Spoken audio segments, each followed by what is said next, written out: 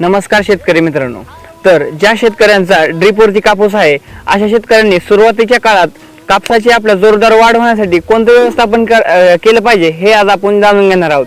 तर भरपूर शेतकरी हे ड्रीप मधून सोडण्यासाठी विद्राव्य खताचा वापर करत असतात.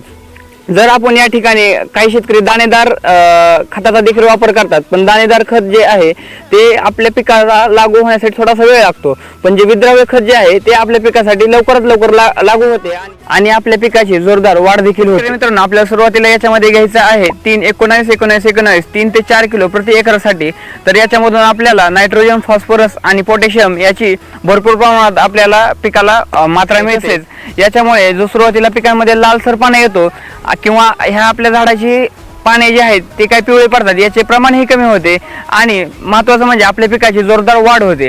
तर अशाच माहितीपूर्ण व्हिडिओसाठी आपल्या प्रॉफिटेबल शेतीला फॉलो करायला विसरू नका.